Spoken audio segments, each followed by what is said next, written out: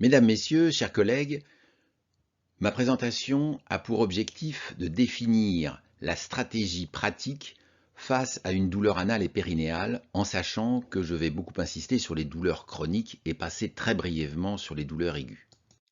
Je n'ai pas de lien d'intérêt particulier avec ce sujet, qui nous touche tous, puisque 90% des gens de cette salle ont eu à un moment dans leur vie des douleurs et ont dû prendre un antalgique, les 10 autres pourcents étant des menteurs. Alors, de quoi parle-t-on quand on parle de douleur? La douleur est une sensation pénible qui résulte de l'intégration cérébrale d'une information qui est soit une information véhiculée par une terminaison nerveuse spécialisée, le message est dit nociceptif, soit d'une origine inconnue. C'est-à-dire qu'encore à ce jour, dans de nombreuses douleurs, on est entravé dans la démarche médicale et dans la prise en charge par le caractère hypothétique du mécanisme. La douleur n'est ni mesurable ni objectivable par un examen quelconque, même si on dispose d'échelles de douleur qui ont simplement comme objectif de pallier à cette subjectivité en permettant une meilleure reproduction de sa mesure, mais qui en aucune façon ne visualise la douleur. Et d'ailleurs, la difficulté est à la fois du côté des médecins et du côté des patients qui sont à la recherche d'une reconnaissance de cette douleur. Combien de fois n'avons-nous pas eu en consultation quelqu'un qui vient nous dire « Mais vous savez, docteur, j'ai vraiment mal, besoin de reconnaissance ». Et deuxièmement, le médecin ne peut pas non plus ignorer la grande variabilité de la douleur d'un individu à l'autre, voire même d'un moment à l'autre. Donc la simplification, elle va être tout d'abord dans la plainte. Nous n'allons considérer là maintenant que les douleurs qui sont vraiment strictement la plainte principale. C'est le motif de consultation à l'exclusion de tous les autres symptômes variables, urinaires, ballonnements ou autres qui vont venir un peu perturber l'analyse du sujet, et de topographie strictement anopérinéale. À ce moment-là, on peut distinguer deux grandes catégories de douleurs, les douleurs aiguës et les douleurs chroniques. Les douleurs aiguës, j'en parlerai très peu à des professionnels qui connaissent bien ce genre de douleurs. Et les douleurs chroniques, j'insisterai par contre sur les deux difficultés, à la fois pour vous et à la fois pour votre présentateur. Pour le présentateur, c'est d'éviter un grand catalogue de toutes les origines douloureuses qui rend les choses totalement inutilisables et peu informatives, et de votre côté, de savoir lutter contre deux envies qui sont presque antagonistes, celle de guérir vite et de résoudre rapidement un problème, ce qui est souvent difficile dans les douleurs anopérinéales chroniques, voire simplement de se débarrasser du patient, puisqu'il fait partie de ce cortège de patients, au même titre parfois que nos syndromes de l'intestin irritable, dont la plainte répétitive et notre efficacité médiocre peut nous mettre dans une situation d'échec, mais ce n'est pas parce qu'on rate un traitement qu'on est un docteur raté. Alors, les douleurs récentes et aiguës, j'en parlerai peu. Le diagnostic est le plus souvent patent. On a affaire à la fissure avec sa douleur rythmée par la défécation, la thrombose qui se voit à l'inspection, l'abcès avec sa douleur pulsatile et fébrile, l'herpès, cette brûlure permanente avec les érosions, qui est souvent d'ailleurs, avec les érosions cutanées, également une anite associée, et les proctalgies fugaces, juste pour insister sur les proctalgies fugaces, qui sont certes des douleurs aiguës, mais dont le caractère peut être répétitif, et dans leur forme typique, qui sont des douleurs très violentes d'installation brutale, nocturne, souvent insomniantes, qui disparaissent comme elles sont venues avec un intervalle libre qui se chiffre de quelques semaines, quelques mois, parfois quelques années. Alors, il y a parfois des situations où la douleur est un tout petit peu plus ambiguë. C'est quand même une fissure parce qu'elle est enchâssée dans les plis du canal anal ou parce que le patient est difficile à examiner à cause de la douleur. Il y a bien sûr le fécalome qui est responsable de douleurs parfois très aiguës et l'abcès intramural. C'est pourquoi il ne faut pas hésiter à faire des examens sous anesthésie si jamais le diagnostic n'est pas patent et la douleur très intense. Il n'y a dans l'immense majorité des cas pas besoin d'examen complémentaire, et à ce stade, les erreurs à éviter sont de ne pas examiner le patient parce qu'il vient avec son diagnostic. Voilà, j'ai des hémorroïdes, j'ai une fissure, ça veut dire qu'il ne veut pas être examiné. De botter en touche en adressant toute douleur en chirurgie, ce qui peut aboutir à des catastrophes sans analyse. De retenir le diagnostic d'hémorroïdes quand l'examen physique ne permet pas de conclure. Très souvent, on ne voit pas grand-chose, le patient est difficile à examiner, on dira ça doit être des hémorroïdes. Dans le cadre des douleurs récentes et aiguës, on se trompe constamment lorsque l'on fait comme ça. De mettre systématiquement un abcès que l'on constate aux antibiotiques et bien sûr de prescrire un anti-inflammatoire alors que l'abcès n'a pas été drainé ou n'a pas été formellement éliminé. Alors maintenant, adressons-nous plutôt aux douleurs anopérinéales chroniques. La gêne vient évidemment du caractère hypothétique de ces mécanismes. Cette douleur devient chronique quand elle se prolonge et qu'elle entraîne un retentissement social et professionnel. Cette sensation est modulée par des tas de facteurs extérieurs à la douleur, et la recherche d'une cause médicale dans un contexte personnel, familial et professionnel doit être très important. D'emblée, signalons que si l'on fait le lien avec la maladie hémorroïdaire, eh bien on se trompe de façon constante. Les hémorroïdes, externes comme internes, ne sont pas responsables de douleurs anopérinéales chroniques, sauf dans des formes totalement exceptionnelles, très volumineuses, thrombosées, permanentes, mais là, ça n'échappe pas à la simple inspection externe. Les points communs des différentes étiologies de douleur, c'est leur retentissement, qui ont une projection souvent plus périnéale que margino-anale. Elles évoluent souvent depuis de nombreuses années et ont conduit à de nombreuses explorations souvent négatives et qui ont des troubles de l'humeur dont la genèse n'est pas claire. Ça peut être lié à l'entretien de la douleur ou au point de départ de la douleur. Il y a une vraie difficulté car souvent ces patients viennent à nous en ayant déjà effectué des explorations complémentaires et il faudra voir quelle stratégie on a adoptée vis-à-vis de ça. Je vous proposerai donc une prise en charge que je nommerai, à tout seigneur tout honneur, le protocole SFED.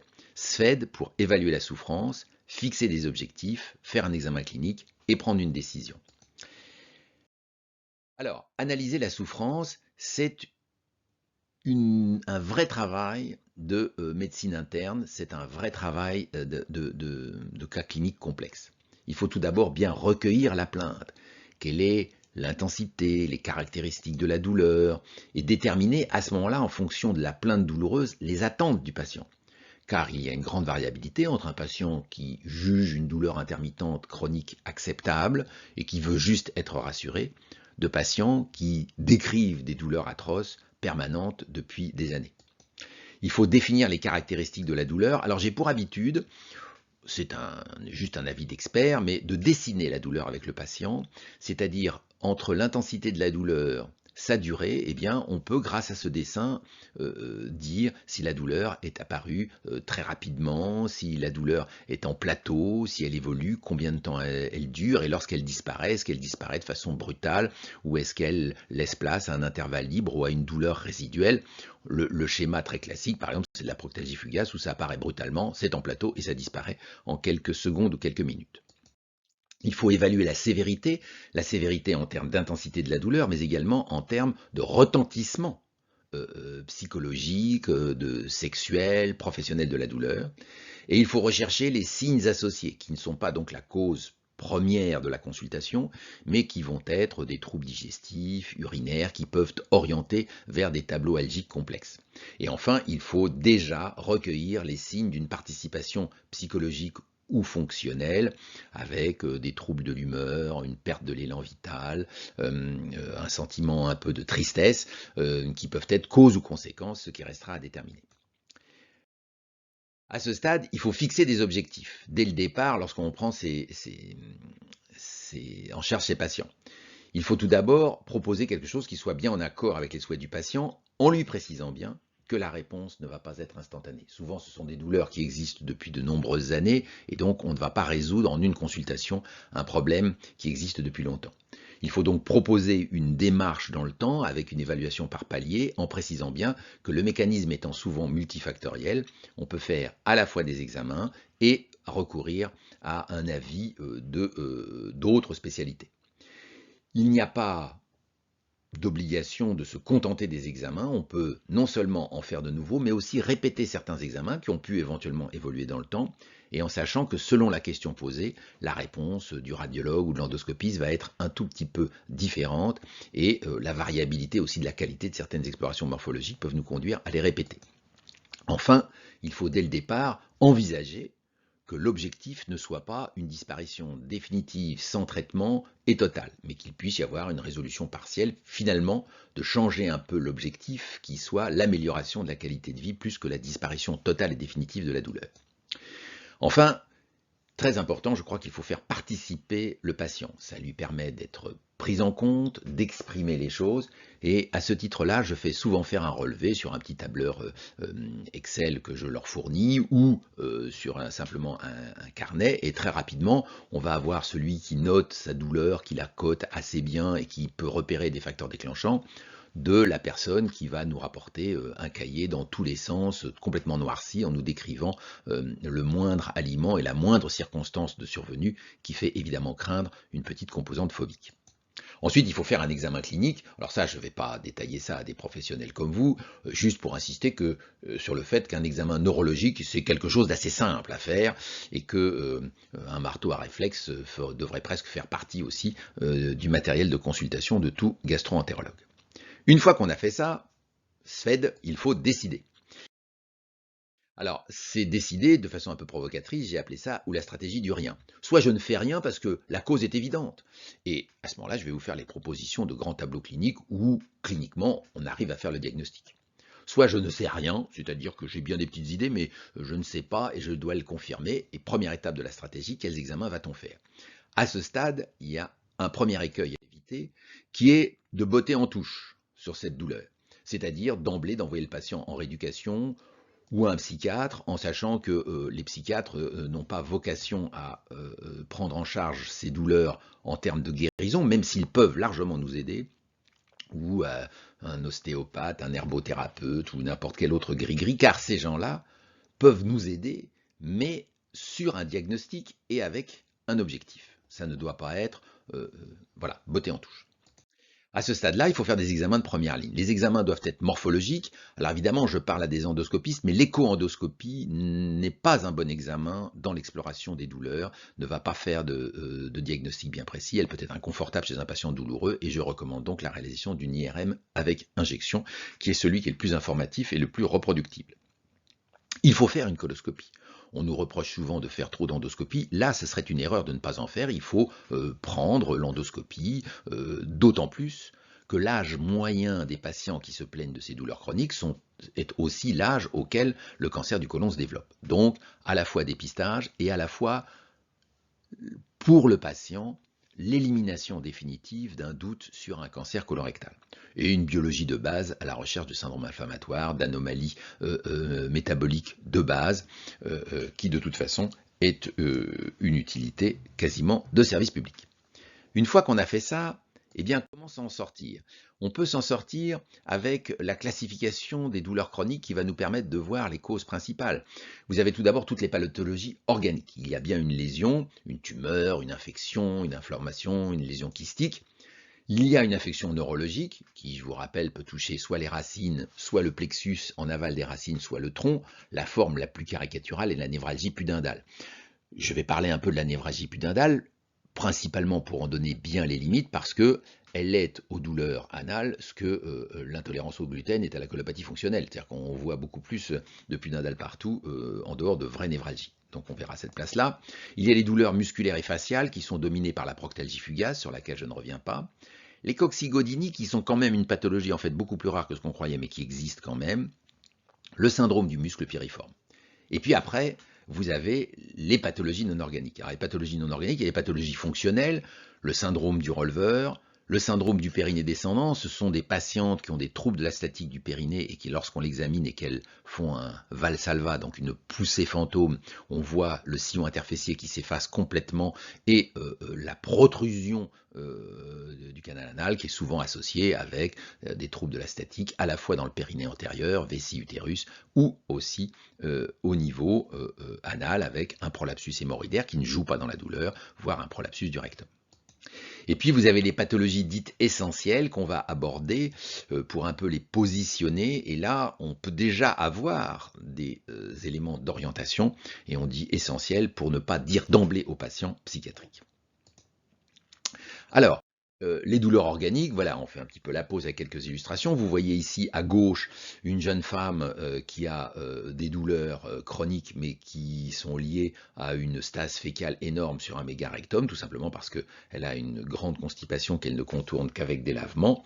Et en fait, à l'interrogatoire, dans sa jeunesse, sa sœur avait été opérée d'une léiomyomyatose ésophagienne, elle a une petite insuffisance rénale, et vous voyez que le canal anal est occupé par des myomes que l'on ne voyait pas au niveau périnéal, et ça correspond à une maladie d'Alport, donc pathologie rare, mais dont le diagnostic est fait dans ces circonstances-là par l'analyse du dossier très facilement.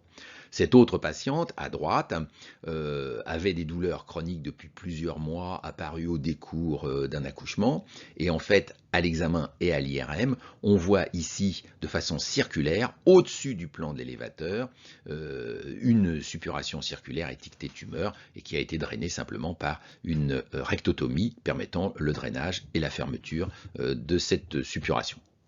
Exemple typique de douleur anopérinéale chronique, facilement diagnostiquée. Alors, ensuite, la forme neurologique des atteintes organiques, c'est la névralgie pudendale. Alors, dans la névralgie pudendale, je vous rappelle que le nerf honteux ou pudendal vient des racines, comme on le voit à droite, S2, S3, S4, et cette saillie dans le pelvis se fait pour un nerf qui va devoir passer en dessous du plan lévatorien et donc du périnée, et pour ce faire, il passe, comme c'est indiqué à gauche, dans la grande échancrure sciatique, fait le tour de la tubérosité ischiotique pour venir innerver le périnée, principalement dans sa partie médiane, en passant le long de l'aponévrose de l'obturateur interne, et même dans un dédoublement de cette aponévrose, avant de se répandre en quelque sorte sur le périnée, notamment le périnée antérieur, et c'est dans cette aponévrose ou au niveau de la tubérosité ischiotique qu'il peut y avoir des conflits entre les parties molles et le tissu neurologique, et c'est ce qu'on appelle donc une névralgie pudendale qui peut se faire soit au niveau de la tubérosité, soit au niveau du canal d'Alcock. Alors le diagnostic, il repose sur des critères bien précis. C'est une douleur qui est une douleur périnéale et anale. Elle est unie ou bilatérale, très souvent asymétrique. Elle est permanente, mais elle est fluctuante, elle varie, et dans la description de cette variation, c'est souvent très imprécis, une sensation de fourmillement, de gêne.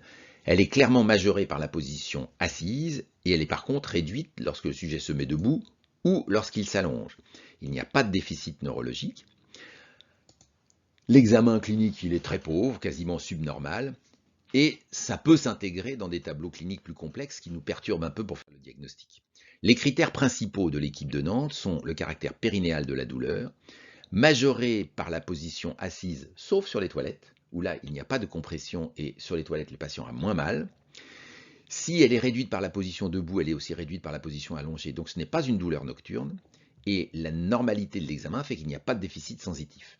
C'est confirmé par le test d'infiltration qui fait un blocage de la transmission douloureuse et qui confirme bien que le point de départ est lié au nerf pudendal.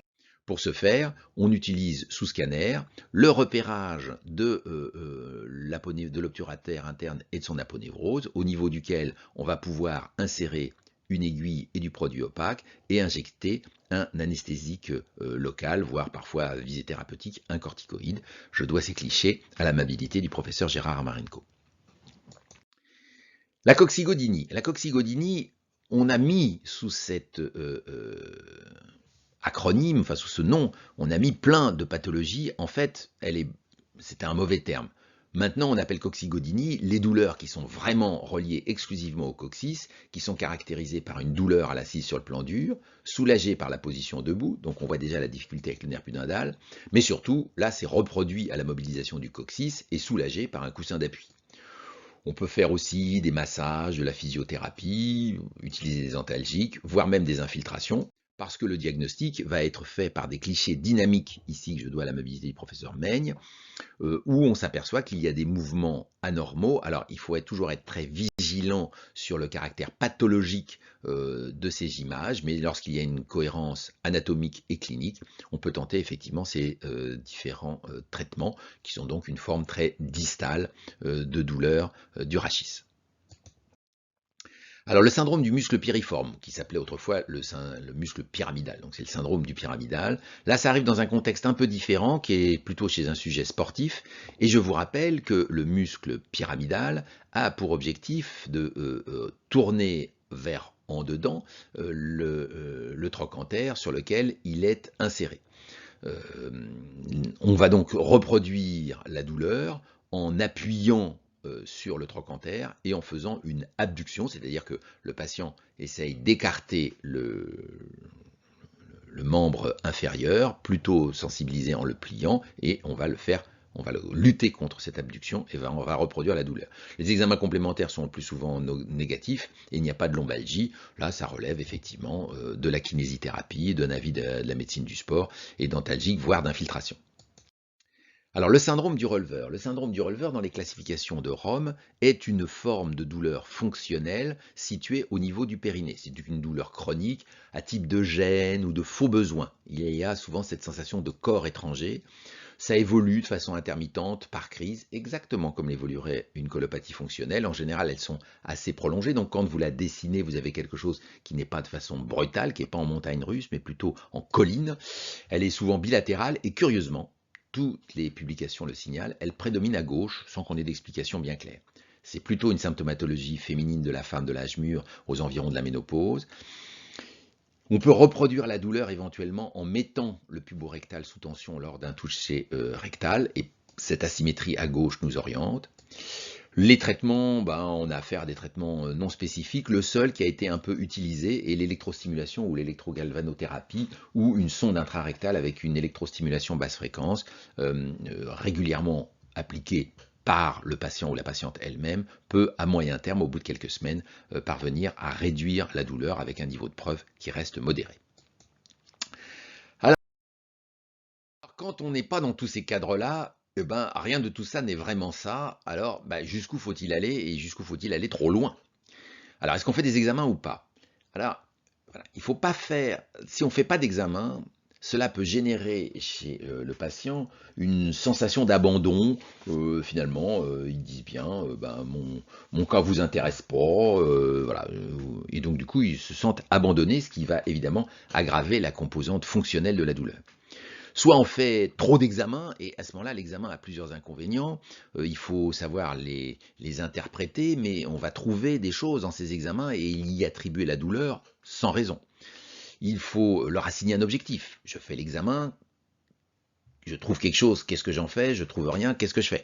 Ces examens principalement sont la manométrie anorectale à la recherche d'hypertonie, à la recherche d'un asynchronisme, le rectocolpocystogramme qui va nous permettre de détecter des troubles de la statique, y compris des troubles de la statique masquée, et bien sûr un électromyogramme, une exploration électrophysiologique du périnée.